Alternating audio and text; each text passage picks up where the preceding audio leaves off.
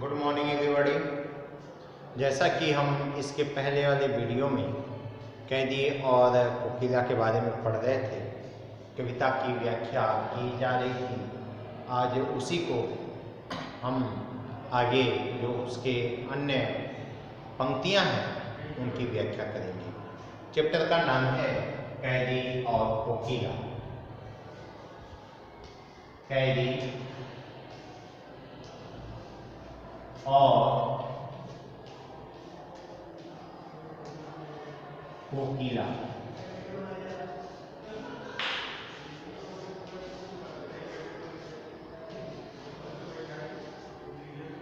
कैदी और कोकिला यह जो कविता है, यह एक जो कवि हैं जिनका नाम माखनलाल चतुर्वेदी है। माखनलाल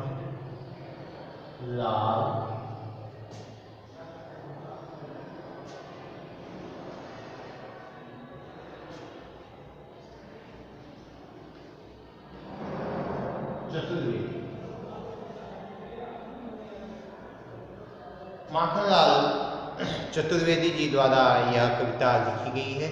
जैसा कि आप सभी जानते हैं कि माखनलाल चतुर्वेदी जी के बारे में मैंने इसके पहले थोड़ा सा वीडियो में बता दिया था कि माखनलाल चतुर्वेदी स्वतंत्रता संग्राम सेनानियों की यातनाओं पे यह कविता प्रस्तुत की है।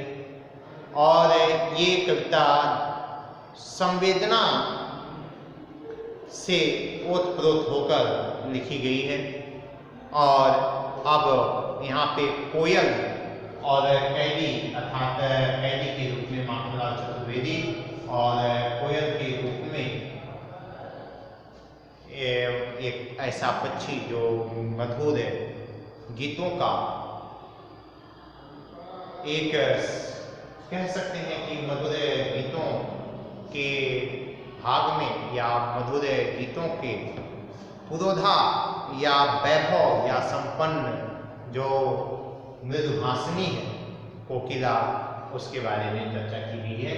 अर्थात मीठी आवाज़ों का सागर रखने वाली यह कोकिला और माखनलाल चतुर्वेदी जो कैदी हैं, इन लोगों के बीच के पारस्परिक वार्तालाप का जिक्र है, जिसमें दोनों एक दूसरे से अपने दुखड़े अपने बात को व्यक्त कर रहे हैं। मैं आज इस वीडियो में दो वीडियो इसके पहले इस पे बन चुका है, ये तीसरा वीडियो है जिसमें पांचवा पैराग्राफ को लेकर चल रहे हैं। और पांचवा पैराग्राफ क्या है? क्या देख न सकती, यहां से आपको पढ़ना है। क्या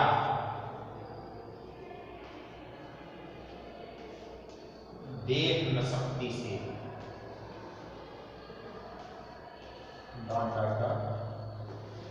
ये पांचवा पैराग्राफ में आपको मिलेगा। क्या देख न सकती जंजीरों का गहना, यहाँ से शुरू होता है। और इसको जहाँ तक हम चलेंगे और हम यहाँ पे ए आली तक पढ़ेंगे। ये आली तक हम इस कविता का अध्ययन करेंगे। और ये जो कविता है वह हृदय को आपको स्पर्श करेगा, मुझे ऐसा पूरा का पूरा विश्वास है। मैं आज इस वीडियो में लगभग 3 पैराग्राफ को लिया हूँ। यहाँ से क्या देख सकती, क्या देख न सकती, ए आली तक लास्ट तक, यहाँ तक हम इसकी व्याख्या कर रहे हैं। आइए देखते हैं। क्या देख न सकती, क्या देख न सकती जंजीरों का गहना, क्या देख न सकती जंजीरों का गहना, हथकड़ियाँ हथकड़ियाँ हथकड़ियाँ क्यों, यह ब्रिटिश राज का गहना, यह ब्रिटिश राज का गहना। कोल्लू का चर्रक हूँ चूँ, कोल्लू का चर्रक चूँ, जीवन की तान, गिट्टी पर अंगुलियों के लिखे गान, गिट्टी पर अंगुलियों ने लिखे गान। हूँ मोट खींचता लगा पेट पर जुआ, हूँ मोट खींचता लगा पेट पर जुआ, खाली करता हूँ ब्रिटिश अकड़ का कुआं, ब्रिटिश अकड़ का कुआं। दिन में करुणा क्यों जागे, दिन में करुणा क्यों जागे, रुलाने वाली, इसीलिए रात में गजब ढा रही आली, गजब ढा रही आली, गजब ढा रही आली। इस शांत समय में अंधकार को भेद, इस शांत समय में अंधकार को भेद, रो रही क्यों हो, कोकिल बोलो तो, चुपचाप मधुर विद्रोह बीज, चुपचाप मधुर विद्रोह बीज, इस शांति इस भांति बो रही क्यों हो, इस भांति वो बो रही हो क्यों, कोकिल बोलो तो, कोकिल बोलो तो। काली तू रजनी भी काली, काली तू रजनी भी काली, शासन की करनी भी काली, शासन की करनी भी काली, काली लहर कल्पना काली, मेरी काल कोठरी काली, मेरी काल कोठरी काली, मेरी काल कोठरी काली, मेरी काल कोठरी काली। आगे, टोपी काली, कमली काली, लौह श्रृंखला का, मेरी लौह श्रृंखला काली, काली मेरी लौह श्रृंखला काली, पहरे की आहूत की प्याली, तिस पर है गाली ए आली, तिस पर है गाली ए आली। आइए इस प्रस्तुत पंक्तियों का अर्थ देखते हैं और इसमें हम चर्चा करेंगे कि क्या क्या चीजें कवि ने यहाँ पे बताने का प्रयास किया है। कह रहा है, क्या देख न सकती जंजीरों का गहना, क्या तुम जंजीरों के गहने को नहीं देख सकती। या ब्रिटिश साम्राज्य ने जो हमारे हाथों में हथकड़ियाँ बांध रखी हैं, जो हमारे हाथों को बांध रखा है जंजीरों से, हथकड़ियाँ क्यों, यह ब्रिटिश राज का गहना, यह हथकड़ी नहीं है, यह ब्रिटिश शासन का गहना है। उसका पुरस्कार गहना के रूप में दिया जाता है, जो पुरस्कृत किया जाता है, सम्मानित किया जाता है। हाँ, हम जैसे स्वतंत्रता संग्राम सेनानियों को क्या दिया जाता है, गहना दिया जाता है, पुरस्कार दिया जाता है, और पुरस्कार में वो क्या है, हथकड़ियाँ है। यह हथकड़ी अब नहीं, यह पुरस्कार है। क्यों?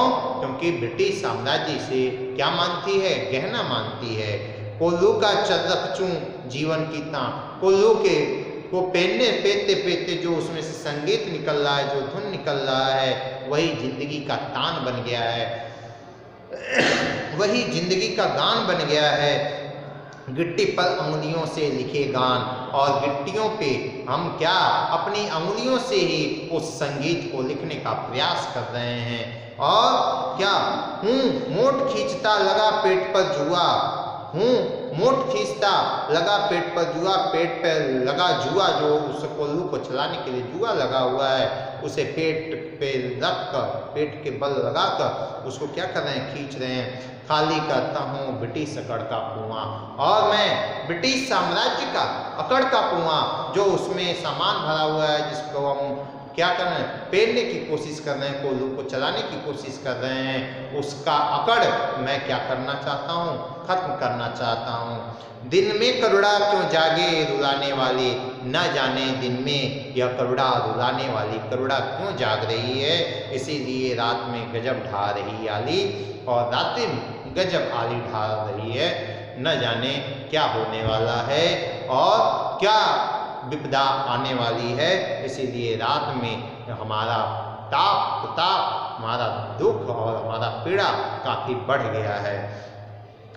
हे कोयल, आगे की पंक्ति में दूसरे पैराग्राफ में कह रहे, हे कोयल, इस शांत समय में, तुम इस शांत समय में, मतलब मध्य रात्रि के बीचों बीच में, जब सब कुछ सन्नाटा है, सब लोग सोए हुए हैं, अंधकार को भेद रो रही क्यों हो, तुम अंधकार को चीर कर, अंधकार को फाड़ते हुए, अंधकार को चीरते हुए तुम क्यों रो रही हो, बताओ।